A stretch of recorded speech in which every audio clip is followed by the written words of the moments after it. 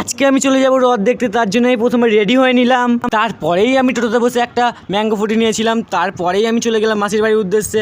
আজকে আমি একা যাইনি, আমার সাথে ছিল আমার দিদি ভাই দাদারা। তো তারাই মিলে আমরা গেছিলাম আজকে মাসির বাড়ি।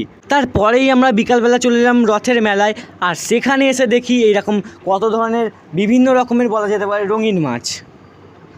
আর এই রঙিন মাছগুলোকে দেখতে দেখতে আমরা রথের কাছে চলে যাই।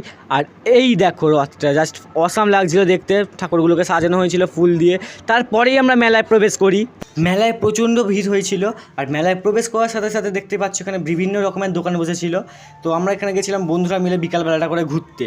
আর প্রচণ্ড ভিড় হয়েছিল, প্রচণ্ড।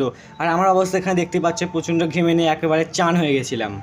তারপরেই আমরা এখানে বন্ধুরা মিলে চলে আসি এরকম দোলনার কাছে। এখানে বিভিন্ন রকমের দোলনা বসেছিল, যেগুলোকে আমরা বলে থাকি ড্র্যাগন দোলনা, তো কারেন্টের দোলনা বা নারকল দোলনা, তারপরে আবার বলি ব্রেক ডান্স দোলনা। তো দেখতে পাচ্ছি আমি ভিড়ের মধ্যেও ছোটো ছোটো ক্লিপ নিয়েছিলাম তোমাদের জন্য।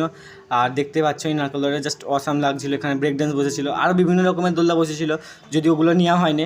তারপরেই রাত্রিবেলা দেখো সেদিনকেই জাস্ট ভিড়টা দেখো গাইস, প্রচণ্ড ভিড় হয়েছিল, প্রচণ্ড মানুষের ভিড় হয়েছিল, কারণ সেদিনকে ছিল রবিবার।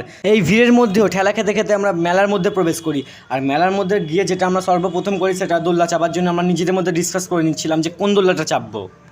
তো ফাইনালি ডিসকাস করার পরে আমরা ভেবে নিলাম আমরা কারেন্টের দোলনা বা নারকল দোলনাতে চাপবো। তার জন্যই আমরা চলে গেলাম টিকিট কাউন্টারে। টিকিট কেটে আমরা দাঁড়িয়ে পড়েছিলাম দোলনার লাইনে।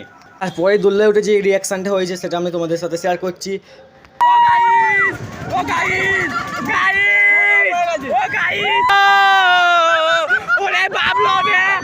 তো এই ছিল ব্লগ। তো আমি দোলনা চাপতে থাকি আর তোমরা আমার চ্যানেলটা সাবস্ক্রাইব করে দাও। এখনকার জন্য টাটা, বাই বাই।